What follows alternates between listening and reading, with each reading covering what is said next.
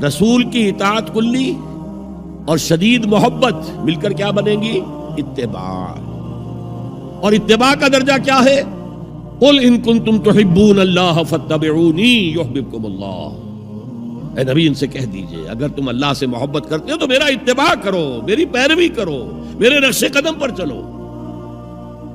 اب آپ سوچئے اگر ہم کاروبار کر رہے ہیں، فرض کیجئے کوئی شخص 100% دیانتداری سے کام کر رہا ہے، کوئی شخص سود کے اندر براہ راست ملوث نہیں ہے، نماز پڑھتا ہے، روزہ رکھتا ہے، لیکن یہ اتباع نہیں کر رہا جو حضور نے جو کام کیا تھا کہ غلط نظام، طاغوتی نظام کو جڑ سے اکھاڑ کر پھینکا جائے اور اللہ کا دیا ہوا دین حق قائم کیا جائے، تو اتباع میں کیا حصہ ہے اس کا؟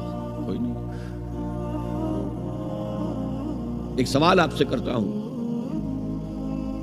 حضور نے وحی کے آغاز کے بعد کوئی کاروبار کیا؟ جی آپ پہلے بہت اچھے تاجر تھے، بہت کامیاب تاجر تھے، اس وقت کا ایکسپورٹ امپورٹ، قافلہ لے کر جا رہے ہیں شام، قافلہ واپس لے کر آ رہے ہیں، لیکن جیسے ہی وحی آ گئی، یا ایھا المدثر قم فانذر وربک فکبر، اے لحاف میں لپٹ کر لیٹنے والے اب کھڑے ہو جاؤ، کمر کس لو، گارڈ اپ یور لائنز، اپنے مشن کا آغاز کرو. اس کا آغاز کیا ہے؟ انذار، خبردار کرو انہیں کہ زندگی یہی زندگی نہیں ہے، اصل زندگی آخرت کی زندگی ہے، اور قیامت کے دن تمہیں حساب جو ہے اپنا پیش کرنا ہوگا، جواب دہی کرنی ہوگی. You will have to face the grand accountability of the day of judgment.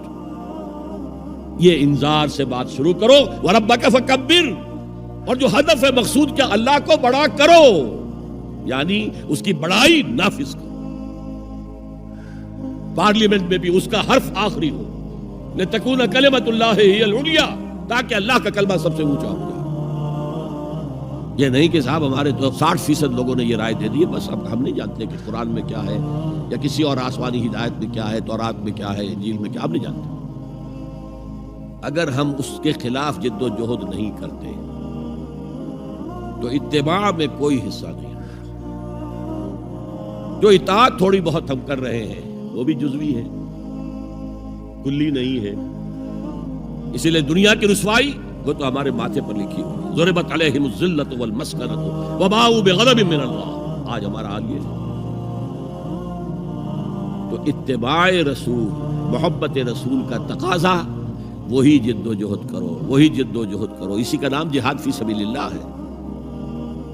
بدقسمتی سے خود ہم نے غلط انٹرپریٹیشن جہاد کی ہے، جس کی وجہ سے دشمنوں کو موقع ملا. جہاد کے معنی جنگ، حالانکہ جہاد کے معنی تو جنگ نہیں ہے. جہاد جد و جہد کا نام ہے، کوشش. جہد کے مقابلے میں آئے گی تو وہ جہاد ہے. جہد یک طرفہ ہے تو جہد ہے، اور دو طرفہ ہو رہی ہے، رسہ جو ہے آپ ادھر کھینچ رہے ہیں وہ ادھر کھینچ رہے ہیں، یہ جہاد ہے. آپ توحید کا پرچم اٹھائے ہوئے ہیں، توحید پھیلا رہے ہیں، وہ شرک پھیلا رہے ہیں، یہ جہاد ہے. کوئی مغربی ڈیموکریسی چاہتا ہے، کوئی سوشلسٹ ڈیموکریسی چاہتا ہے، ان کے درمیان رسہ کشی ہوگی کہ نہیں ہوگی؟ یہ جہاد ہے. قتال تو جہاد کی 9 منزلہ عمارت میں جا کے 9ویں منزل پر قتال فی سبیل اللہ، اور یہ دونوں قرآن کی اصطلاحات ہیں. ہم نے جہاد کو بھی جنگ بنا دیا، تو پھر تو اب ہر شخص کو قرآن میں جنگ ہی جنگ نظر آئے گی. جہاں جہاد کا لفظ آیا جنگ، جہاں جہاد کا لفظ آیا جنگ. اسی سے تو ان کو موقع مل گیا. اے نبی آپ ان کافروں کی باتیں نہ سنیں، نہ ان کے باتوں میں آئیں، چاہے وہ صاف انکار کر رہے ہیں اور چاہے وہ کوئی مصالحت چاہتے ہیں کہ محمد کچھ نرمی دکھاؤ، کچھ ہماری مانو، کچھ اپنی منوا لو. یہ تم نے جو کل پیدا کر دی ہے، گھر گھر لڑائی ہو رہی ہے، اولاد ماں باپ سے جدا ہو گئی، بہن بھائی سے جدا ہو گیا، شوہر بیوی سے جدا، بیوی شوہر سے جدا. جو کہتے ہیں کہ a house divided amongst itself cannot stand. ہمارا تو تم نے قبائلی جو ہمارا روب تھا وہ ختم کر دیا دنیا میں. لہذا ایسا کرو، کچھ مصالحت کرو، کچھ اپنی منوا لو، کچھ ہماری مانو. قرآن نے کہا وَدُّوا لَوْ تُدْهِنُ فَيُدْهِنُونَ فَلَا تُطِعِ الْمُكَذِّبِينَ. ان کی بات نہ سنیے. تو جہاد تھا جو ہو رہا تھا، جس کے لیے میں نے رات تقریر کی ہے، جہاد بالقرآن. فَلَا تُطِعِ الْكَافِرِينَ وَجَاهِدْهُمْ بِهِ جِهَادًا كَبِيرًا. یہ سورہ الفرقان کی آیت ہے نمبر 52. اور شروع کیسے ہوتی ہے سورہ الفرقان؟ تبارک الذی نزل الفرقان علی عبدہ لیکون للعالمین نذیرا. بڑی بابرکت ہے وہ ذات جس نے اپنے بندے محمد پر صلی اللہ علیہ وسلم یہ الفرقان نازل کر دیا تاکہ تمام جہان والوں کو خبردار کر دے. انذار، اور وہ پوری نوع انسانی کے لیے انذار. اسی میں آگے آتا ہے اسی صورت میں فلا تطع الکافرین، اے نبی آپ ان کافروں کی باتیں نہ مانیں، نہ سنیں، نہ توجہ دیں. وجاہدہم بہ، اس قرآن کے ذریعے سے جہاد کیجئے. 12 برس مکے میں قرآن کے ذریعے سے جہاد ہوا ہے. تلوار تو نہیں اٹھی، الٹا حکم یہ تھا کہ چاہے تمہارے ٹکڑے کر دیں، چاہے تمہیں آگ میں جلا دیں.